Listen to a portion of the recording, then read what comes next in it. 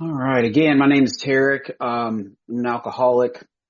It's my great pleasure to introduce our speaker today. It's somebody I've known now. It's pretty, I don't know if we crossed paths at the beginning of the pandemic because of Zoom, or maybe a couple of years into it, but, he and we share a lot of friends in recovery. And, it's one of the blessings that the pandemic delivered to us was the Zoom platform and getting to know all these people from all over the world. And I'm telling you guys, man, when you have to speak somewhere and you can sort of just throw on a top and you can stay in your shorts, you don't have to get on a plane and you don't have to drive anywhere and you can go give a talk in another countries. It's pretty cool.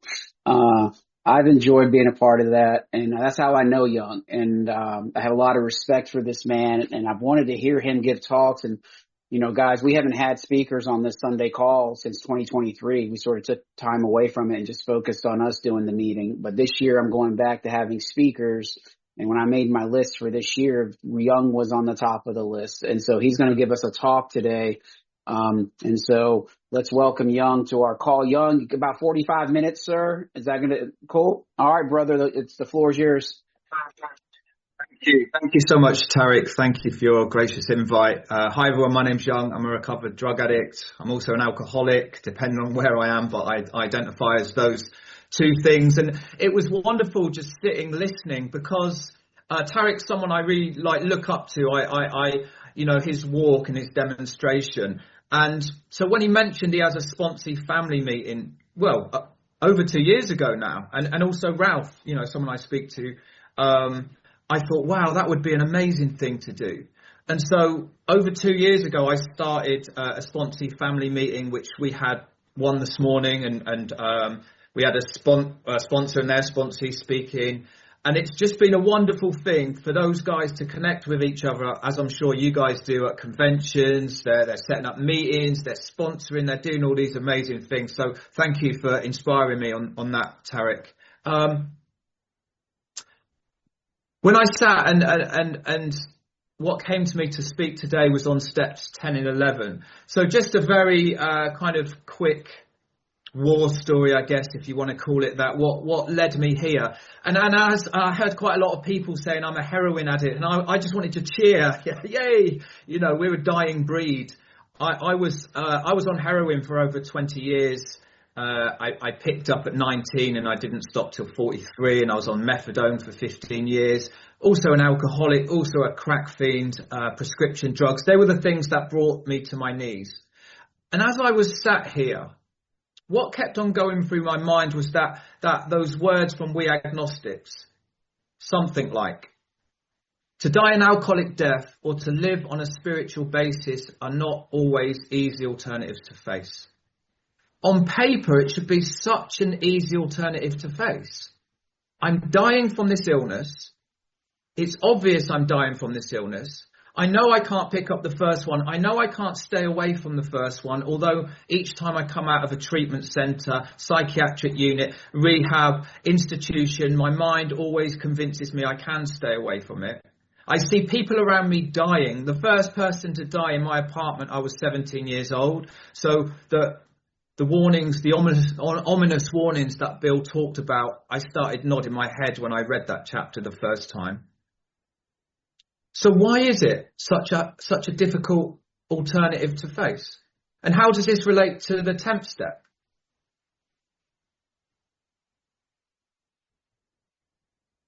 It's about this mind.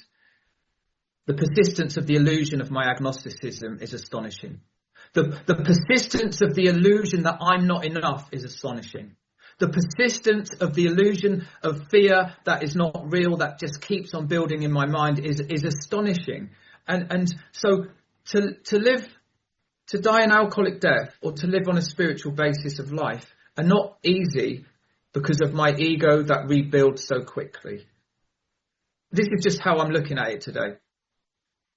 To die an alcoholic death or to live on this spiritual basis that I don't know what it means when I'm new in the rooms. It takes me a while to thaw out. My mind keeps telling me I don't really need to do that. There's a reading in CA, in the UK at least, that says, I didn't come in looking for God. I didn't come in looking for God. I just wanted to stop this terrifying drug addict lifestyle that I'm dying. I wanted to stop this relapse, because my story is a story of being in the rooms for 10 years without being in the program. I'd come in the rooms, I'd go out the rooms, I'd do that in and out, shake it all about thing. And so when you guys talked about God, I would shudder. My old belief systems, my prejudices, all those things it touches on in We Agnostics, that was me through and through. And when you talked about the steps, I like the fellowship part of it. I like going out for coffee. I like taking your money. I like taking your cigarettes, all that stuff. But the persistence of the strength of my ego, my mind, my agnosticism, it doesn't like light.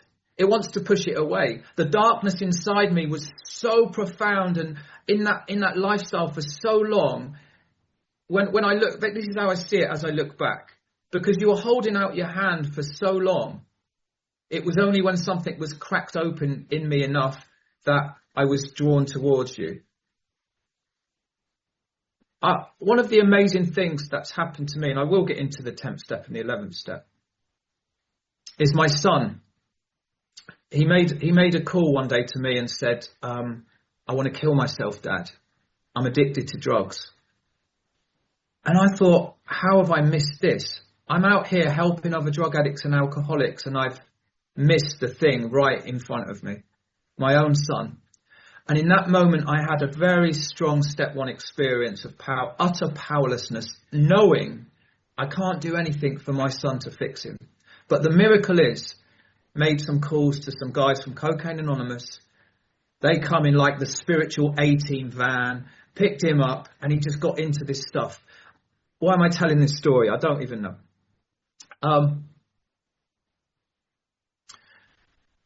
Because we come from very different paths, me and my son. His grandfather is a priest, and his grandmother was a female deacon. And he told me a story that they used to pray together. And so he had these spiritual breadcrumbs within him. And when he told me that story, I remembered each treatment centre. For some reason, I always phoned his grandmother up, 558727. I don't even know. It just came into my mind. You know, the spiritual breadcrumbs, God, spirit, light, something was trying to help me all along, giving me a nudge, saying, are you ready yet, Young? And each time she would always say this to me, I'm always praying for you, Young.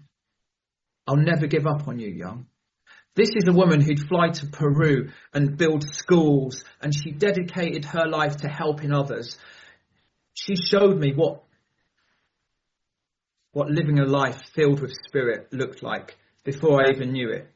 Because, you know, that bit in We Agnostics that says something like, we never gave the spiritual side of life a fair hearing. I used to ridicule people that lived this life. I used to look at her. This is me, selling my possessions, out there robbing, stealing, cheating. And I'm looking at this woman and I'm thinking, you're wasting your life. You're just wasting your life helping others. But she was showing me. And I know I'm jumping around a little bit. It's kind of what I do, man. When I think back, when I came out of that last treatment centre, I was placed in another treatment centre. I'd come out of a psychiatric unit, and something very profound happened to me in there. I fell on my knees and I was crying. And this lady come up to me and knelt beside me, and she held my hand. And she put this gold angel in my hand, and she looked at me and she said, child, it's going to be okay. I didn't realise the significance of that moment until years later. What I believe today, the goodness and love in her heart penetrated mine and gave me enough strength and direction to make it into a treatment centre which was hours away. I've got no idea how I made it there when everything in my mind was crying out for another hit or a drink or something to take me out of me. And why I talk about this relating to the 10th and 11th step, these spiritual steps where this juice really happens, where I continue to grow along spiritual lines, where I can see that I don't know, where I start to feel and understand and live a life that is about me just being a student on this path and about me helping others. It's because all these people in my past were examples of living in 10th and 11th steps without saying it, perhaps. And when I came out of that treatment centre, and it was amazing actually, because again, I was being nudged all the way. I asked to go somewhere else, but I ended up in one that was started by a student of Joe from Joe and Charlie, and all they did in there was big book. And so in there, I'm so broken. When you're talking about God, I stop arguing. When you're talking about a spiritual life, I stop arguing. I'm so broken, and thank God for my brokenness to this day. Thank God for the terrible childhood and the beatings and the torture, because that's where I come from. Didn't make me an alcoholic or a drug addict. It made me very angry. It made me have a frown on my face for years and years. And I used to blame everyone for me. And so, of course, when I pick up a drug or a drink, I get that sense of ease and comfort. And my sister said to me, she reminded me how broken I was recently. She said, when you were 16, you used to say, I hate being sober. And she said, remember when Mum got rid of your dog? You stopped talking for a week and you stopped eating for a week. And when I think about that moment, because I'm free from my past today, I'm not a victim of my past. I think about the 11th step when I go inward. I think about the pause and my prayer and my meditation. And perhaps that's what I was doing when I was a little child. Scared, felt unloved, felt unworthy. I used to just go inward when there was nowhere else to go. That page 55 thing, that deep down in every man, woman and child is the fundamental idea of God or goodness or peace or something different from this material world that I'm born into. And so perhaps to die an alcoholic death or to live on a spiritual basis of life, perhaps it's so difficult for me because I'm not born into a spiritual world. I'm born into a material world where I'm taught that the way to happiness is through things and money and stuff. And if I don't get that, I'm a loser, and that I need those things to be okay. And so to unplug from that, well, it continues today. But it's certainly been a process unplugging from all my old belief systems. I love that lay aside prayer. Lay aside everything I think I know, because I've built so many barriers around me because of circumstance, because of environment, because I've been asleep. And so what happened to me through this process and this continued process, each time I go through the steps with a different teacher, I realise how asleep I am. But the first time, it felt like I was waking up from 100-year slumber. It felt uncomfortable. It felt awkward. So I go through this process from 4 to 9, and my ego is exposed to me. It's almost like my disease. It's almost like this virus that is part of me. And I start trying to unplug, but then I realise that I can't do this myself. And I love the word, well, the first part of the 10th step promises, and we have ceased fighting anything or anyone. And then like that little dash, like an afterthought, even alcohol, even heroin, even cocaine. And someone said to me, imagine if you cease fighting anything or anyone. How would your life feel, young? But of course, my ego rebuilds, and I have to continue. I love that word, to continue to watch. When I'm talking about the 10th step, I often refer to it as the Bruce Lee step, right? Bruce Lee step. Bruce Lee, one of my greatest teachers, because this is what I've realised, or my experience as I walk this path very imperfectly, making mistakes, being human, agnosticism coming in all the time. And, because my self-will seems to oppose the will of God. It seems to want to argue with reality. There just seems to be this constant ebb and flow within me. My mind doesn't seem to know what's good for it. It seems to be attracted to the lower side of life, the lower power, the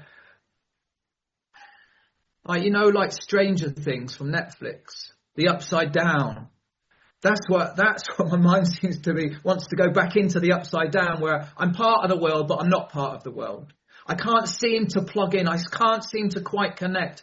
I know there's something more than what I've got, but I can't seem to connect to it. That's where I was going, the Bruce Lee step. I was talking about, I don't know, some of my spiritual teachers. Some of them seem quite obvious, but some of them come unexpectedly, like Bruce Lee, like Sesame Street, like The Muppet Show. I was watching The Muppet Show, Christmas Carol. Oh, man, it's almost like I started having a spiritual awakening in that moment. Why am I even saying that? Watch. Yeah, that's why. Watch. That watch, you know, that watch, not just for resentments and selfishness, watching for the spiritual breadcrumbs, young. They are laid at my feet, but the problem is I'm asleep most of the time. So why I call it the Bruce Lee step? In one of his films, Bruce Lee is fighting with a new kid, like a newcomer, you know, this new student. And they finish the sparring. And in martial arts, when you bow, you look at your opponent. But the newcomer doesn't know this. So he bows like this. And Bruce goes, ah! And he says, never take your eye off your opponent. That's what I think about step 10. I've met the opponent and it's me. The persistence of the illusion of myself is astonishing. Am I prepared to die to self? Never take your eye off your opponent. And Bruce Lee also talks about the best technique is having no technique. And this is where this doesn't make sense to me, this stuff. Where when it comes out, I've got to stop trying. What does that even mean? What came to me in meditation a couple of months ago, which is stuck, is I don't know what I'm doing. It's very freeing to not know. It's so freeing. It feels, for me anyway, it feels freeing. I don't know what I'm doing. But I feel this first. And I can't put it into words. I used to have a great thirst for drugs and alcohol for decades. It's been replaced with this thirst for something different. God, spirit, power. I don't have words for it. When I say to new guys, what is God? And I just say it's a 3-letter word that I use to try and describe the undescribable. I have a knowing inside my soul today that I've never had before. And so this beautiful step 10 that keeps this channel, you know, make me a channel of thy peace. Make me a channel, because else I'm blocked. If I cannot see me, I'm walking around asleep again. Watch. It's so simple, isn't it? Those few lines in the big book, the step 10 instructions. Watch. What am I watching for, man? How do I know if I'm in these defects of character, selfish? My body tells me. My fists are clenched. I've lost my sense of ease and comfort. Something. If I'm awake, it's my body tells me when I'm spiritually out of alignment. When there's a disturbance in the force. Watch. How awake am I? Do I know what's been going around in my mind for the last 20 minutes? Or have I been asleep believing I'm awake? Watch, ask, because by now I'm going to God. It's become a habit. And then that disgust thing. This is why I say to the new guys I work with, start ringing people at least 3 times a day. Because just get into that habit, that spiritual habit of picking up that telephone. Because sometimes that's all I can do. And what else it say? Discuss, amends, and it's got this quickly, immediate, bang, bang, bang, bang, bang. Turn my attention to someone I can help. All right, I'll give you an experience of my step 10 a couple of days ago. My youngest children, their mother, you know, I broke her heart. I remember when she walked into the family home because I used to have things, right? I used to be a music producer. I used to fly around the world DJing, blah, blah, blah, blah, blah. Unfortunately, I was a heroin addict and an alcoholic, so I ended up on the streets selling heroin and crack cocaine and doing what we kind of do when we're on the streets. But I used to have a house, a big house, cars, all that stuff. She didn't know what I was. She just thought I was a DJ, I did some drugs and blah. She didn't know the extent. And I still remember the scream and the yell in her voice. You know, that noise of like a wounded animal?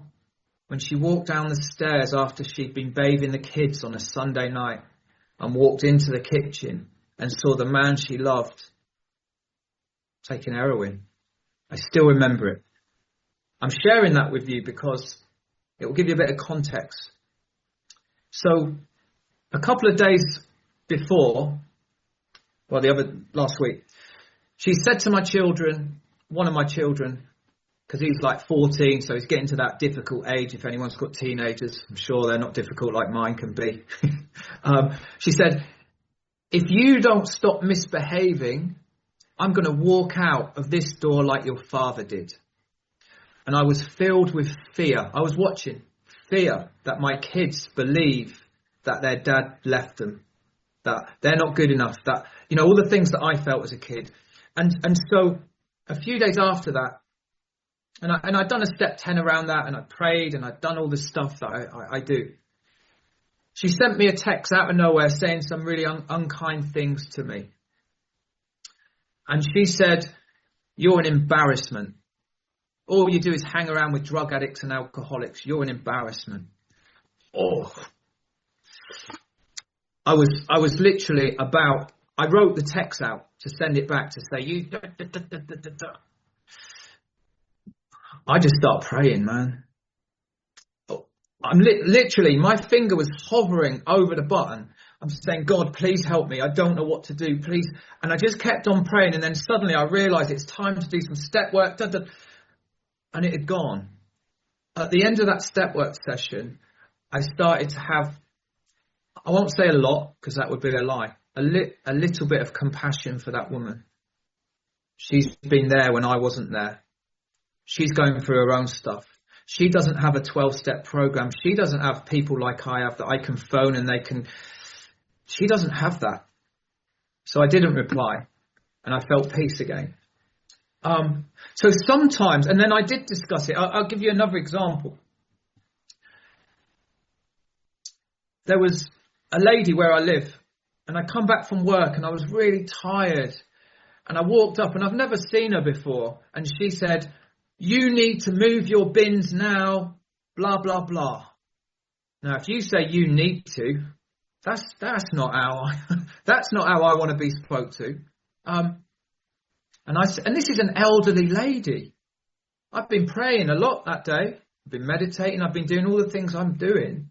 And yet I responded to her, I'll do it when I feel like doing it. That's someone's grandmother.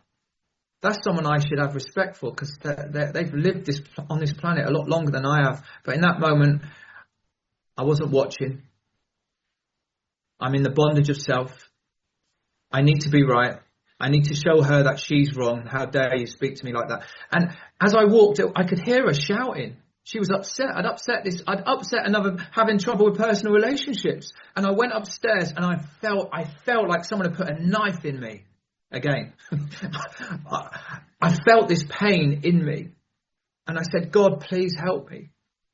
And my ego did not want to go down there and apologize and make amends, but that's exactly what I did. And then I discussed it with someone because I need to out my ego.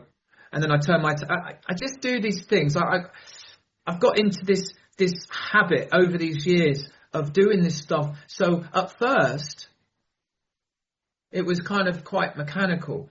I'm just learning the ropes. Not that I'm any expert because I've only been on this path 7 years. But then it becomes it seeps into my soul, this way of life. Making mistakes like I did, like not responding well to that old lady, but feeling the pain, it become objectionable to me. How am I doing for time, Tarek? I forgot to keep my time, man. You got 20 minutes. Okay, cool. Thank you. Where was I? So this simple but really effective practice keeps me open for when I go to God. Keeps this, I don't know if it's even the right word, like right sizing, this alignment. Keeps me in alignment with what? With reality. I loved what I heard the other day of a man, and he said, what's God's will? Anything that's happening. Life's unfolding. Can I be part of the unfolding? Can I be part of the river, or am I opposing the river? Because the river's always flowing. Whether I can get with it or not depends on if I'm in control, or I believe I'm in control. Because I love that. I love this phrase, relax. Everything is out of control. And so these simple practices, and I love how the 10th step promises, for any new guys on this call, it blew my mind when you read these 10th step promises and you said the problem can be removed. You can be in this place of neutrality. And relating to this step 10 practice, am I in a state of neutrality towards external events? Sometimes, sometimes not. Because I'm a perfectly imperfect human being. The persistence of my agnosticism is absolutely astonishing. And I love, remember I'm dealing with heroin, alcohol, crack, cunning, baffling, powerful. But I'm dealing with my ego, my agnosticism, cunning, baffling, powerful. And it seems these barriers around between me and God that seem to come down one brick at a time. So the sunlight can come out and the sunlight can come in. But each time I'm resentful, I seem to put another brick up. And it seems to be this constant ebb and flow. And so for me, step 10 and 11 are kind of combinations. They flow into each other. What does step 11 say? I can't even remember. We sought through prayer and meditation to improve our conscious contact with God. But also step 10, I believe, improves my conscious contact with God. Kind of wakes me up to me. Wakes me up to when I'm arguing with reality. So they kind of work. And what does it say? Step 11 suggests prayer and meditation. We shouldn't be shy on this matter of prayer. Better men than us are using it constantly. When I was new in and I was attracted to these light givers. There's one lady who I love dearly. She's 75 years old, been on the path a long time, and everyone told me to stay away from her. Everyone told me she was a mad God lady. And I remember the first time I said, Sandra, will you go for a coffee with me? Even when the words come out, my head said, what have you done? It was fighting against this light. And after the coffee, I said, can I go for a walk with you one day? And my head's going, no. And I used to just ask her questions and she'd tell me stories from the Bible, De Mello, all these things. I didn't understand what she was talking about. And I talked to her the other day and I said, Sandra, I don't think you realise what a huge impact you've had on me. You were like planting seeds. Sometimes in meditation, a talk that Sandra had on me and those walks will come into my mind and I'll have this, I'll understand what she meant like 5-6 years later. I'm a slow learner. And one day when I'm walking with Sandra and I said, how do you pray? And she looked at me. And this is what I've realised on my short time on this path. My best teachers seem to just come out with just simple words that say 1,000 words. It would take me 1,000 words to say. They say it in 2. She said, Young, every breath is a prayer. What? What do you mean? I understand. She's so awake. Every breath, she's like, wow, the spirit, life, love, God. Every breath, every meditation, every movement, every feeling. I'm not there yet. But it blew me away. And I thought to that, better men than us are using it constantly. Being able to see the beauty of this moment that is absolutely perfect if I'm awake to it. And then it says it works if we have the proper attitude and work it. I was pondering on that. What's the proper attitude? Maybe it's the one where I stop trying so hard. Maybe it's to have no attitude. Maybe going back to Bruce Lee, it's to have no technique. My best, is that even the right word to say?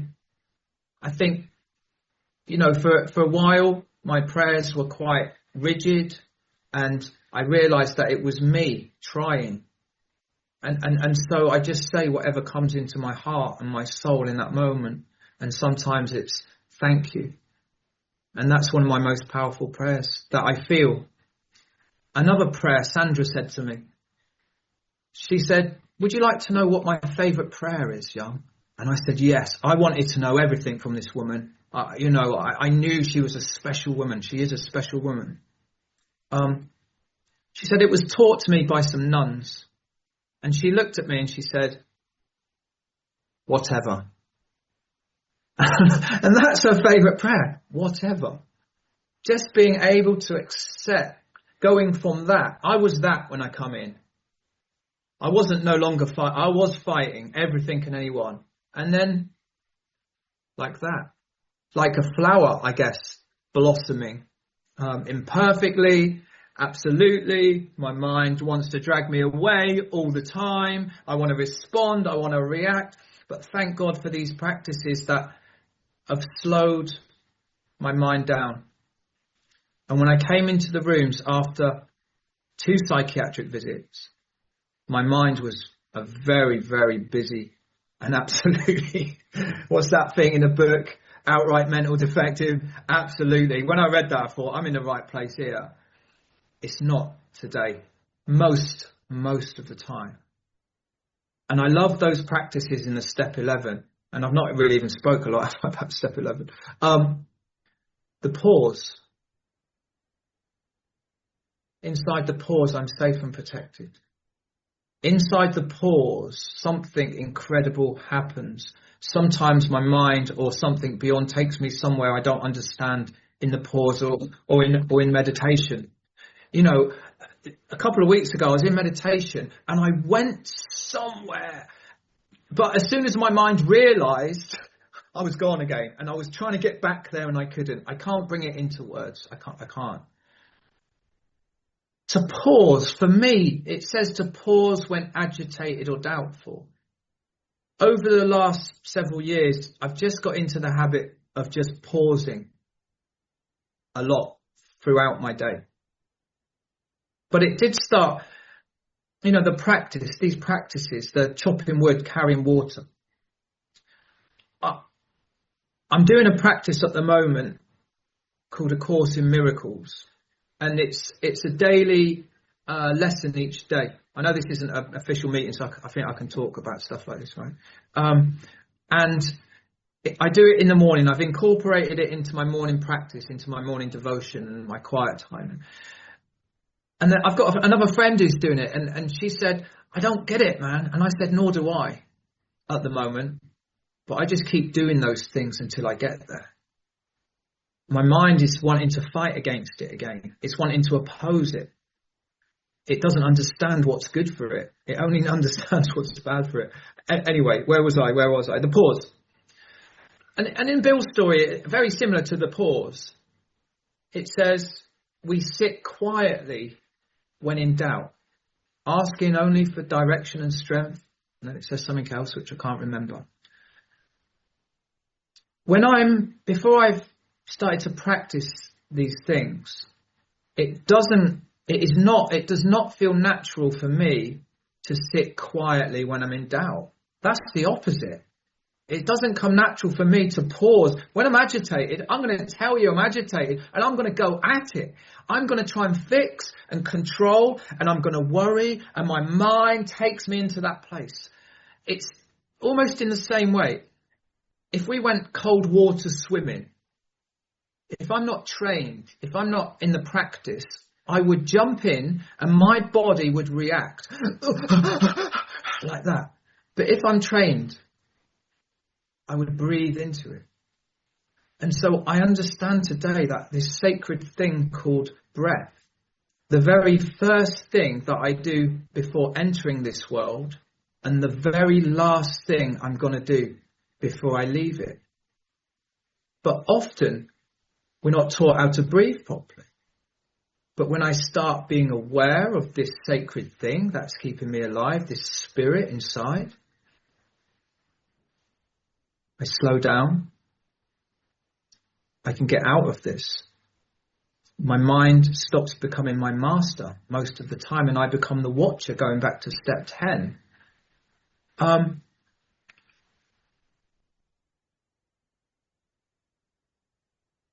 So I started becoming really thirsty for this path.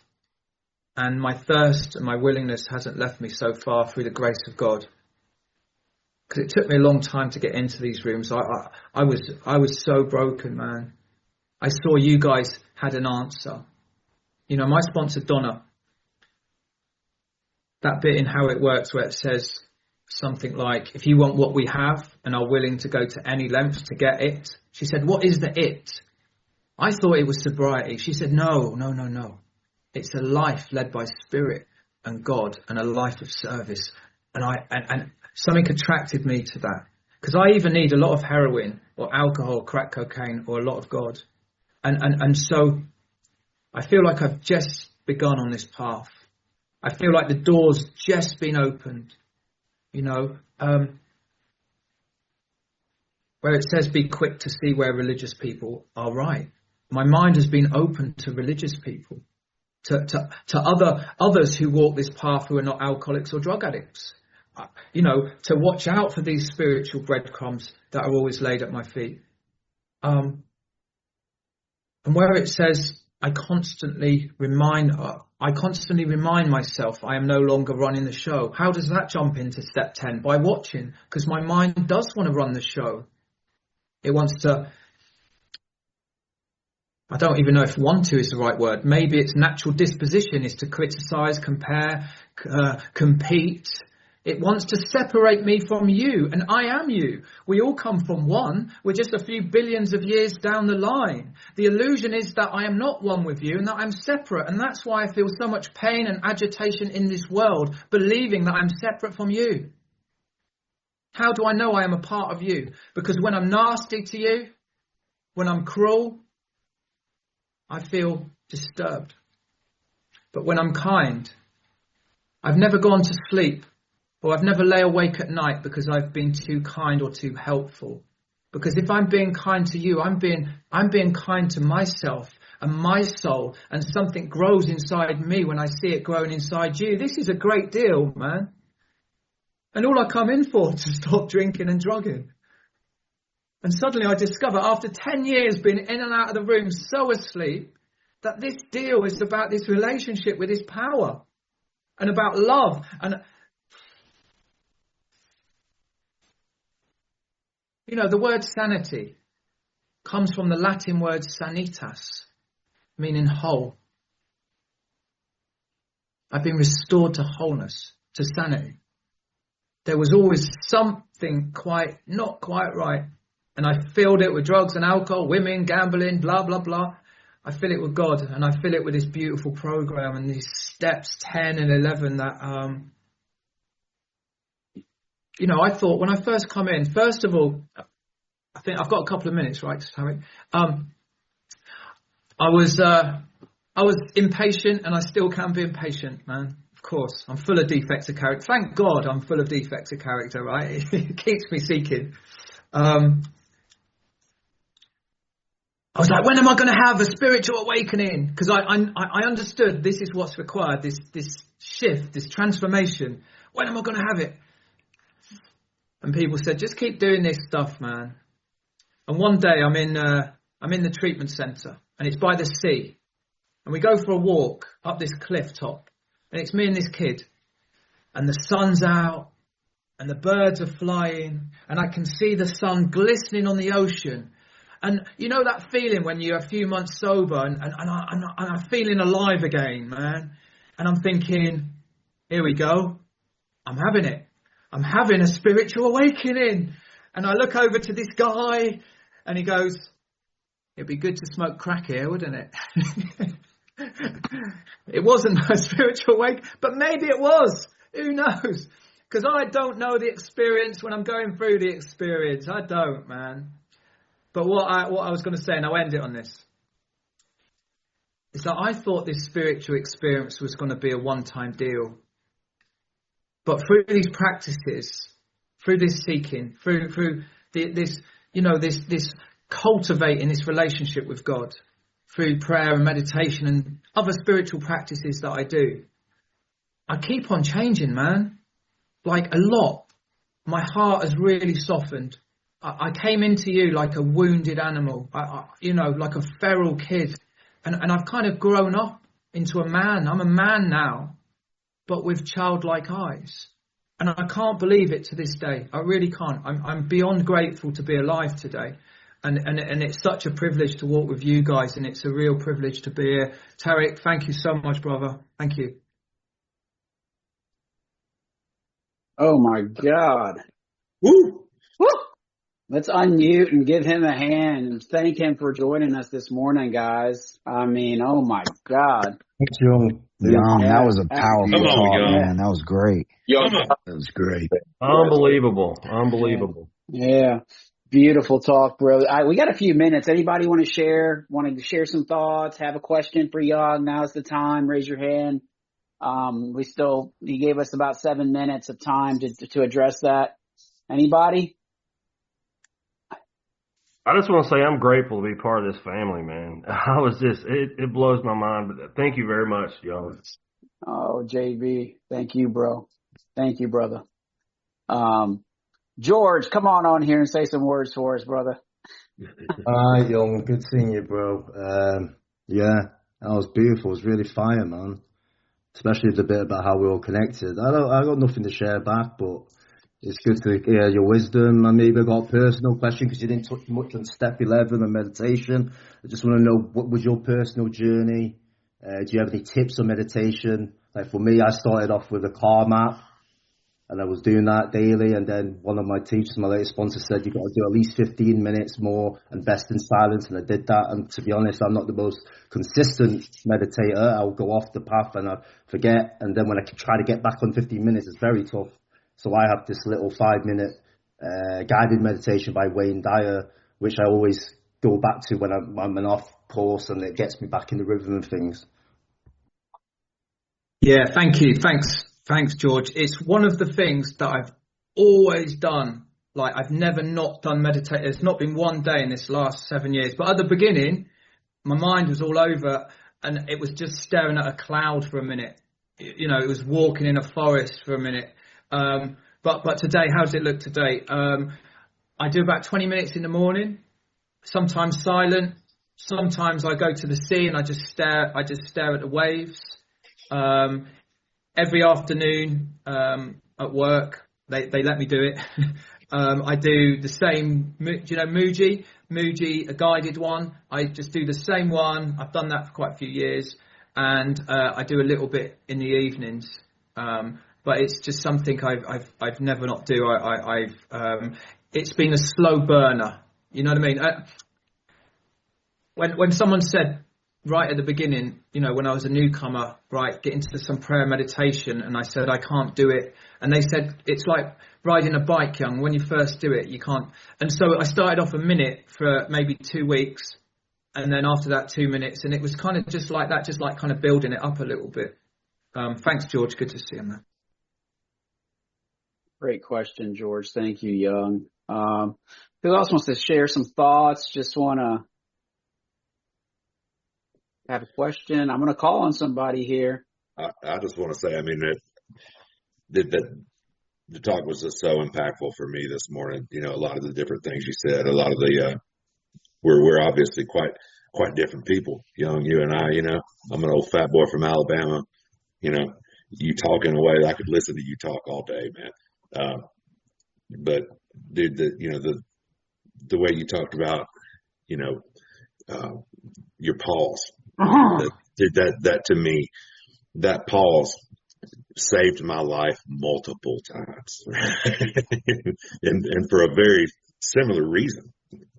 I had really hurt and angered people, and they lashed out at me hard the first few years, and that pause has shifted things in a beautiful way. But when you talked about when you asked her about her prayer, and she said every breath is a prayer. Woo! Well, come on, dude. That's the thing, and and you reminded me this talk really reminded me a lot about how I need to pick up that phone as part of my 10th step and not just sit here and pause myself and breathe myself, because man, I get agitated and doubtful a whole lot every day, you know, and I'm breathing and I'm asking God for help. And then, but thank you so much, man. I love the talk. Thank you, brother. Thank you. Beautiful, Ben. Thank you. Nolan. Thank you for the talk, Young. I don't have any thoughts, but I did just want to say, it was one of my favorite talks I've ever listened to, I think, because it was like so perfectly disorganized, and it felt like, the thing you said at the end, I've become a man with childlike eyes. Like, it felt the excitement and like the love in your soul came through the computer screen, and it felt like you ever go to somebody's house and their kid wants to show you every toy that they have, and they can't pick one to land on. They're just showing you all the toys. Like, that's what it felt like for me, of just like you have these years of this God consciousness and you couldn't decide what toy to really show. And it was so beautiful. I loved it. It was amazing. Thank you so much. Thank you. Oh, thank you, Nolan. Nick, you got some words for our friend here? Yeah. Thank you, man. Thank you so much. It was very captivating, and you articulate your message well. One thing I thought of, that I'd love to ask you is, Nolan, it kind of goes along with what Nolan just said, is, it seems like you have a lot to say. And I noticed in certain parts, it was almost like you were recentering and asking God where to take you next.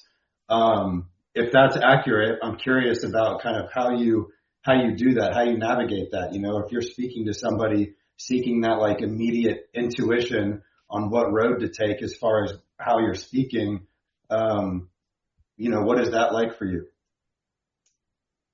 Thank you. Thanks, Nick.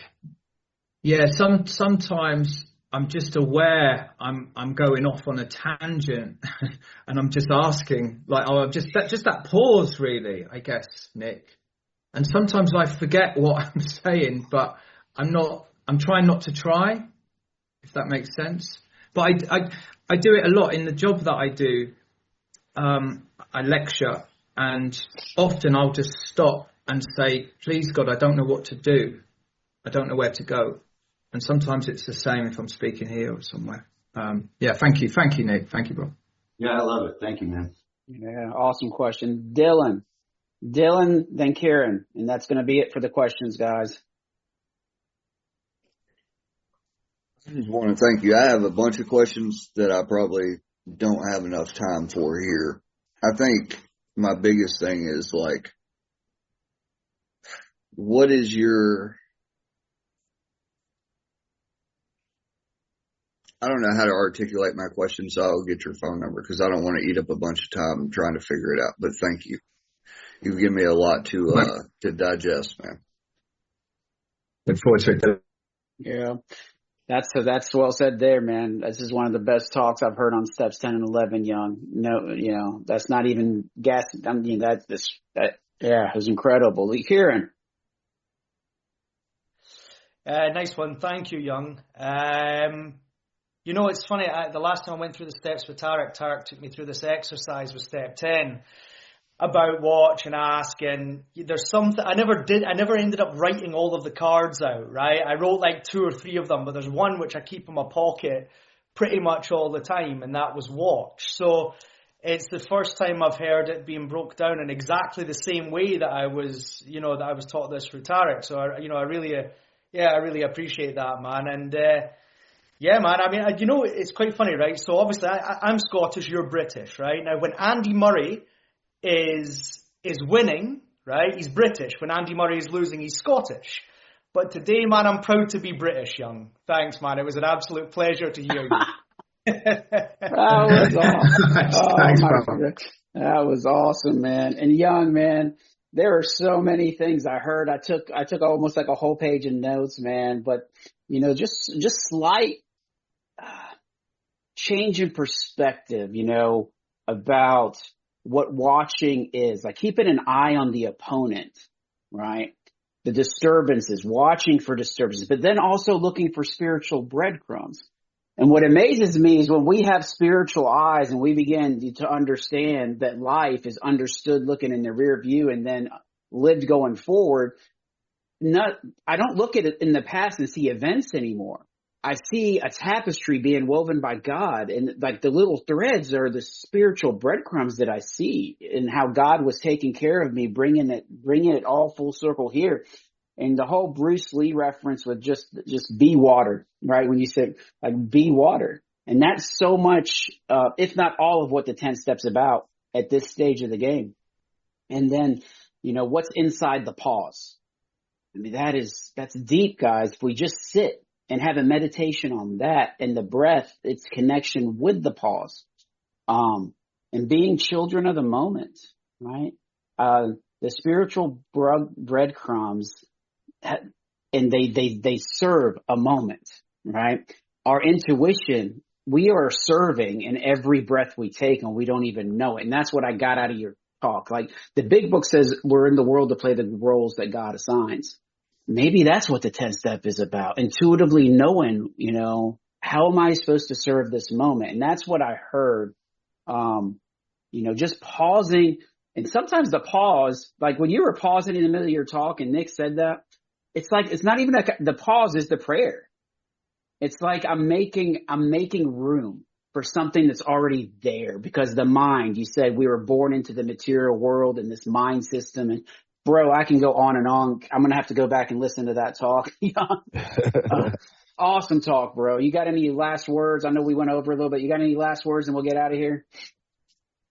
Yes, Jess, thank you guys. Thank you. It's it's a privilege to be here, man. Anyone new on this meeting, if what's my sponsor say, if a bozo like you can get it, young. So yeah, just wanted to say thank you. Thank you for the invite, Tarek, and thank you everybody. Thank you, sir. Thank you, sir. Awesome. All right, let's have a few moments of silence and then enjoy the rest of the day, gentlemen.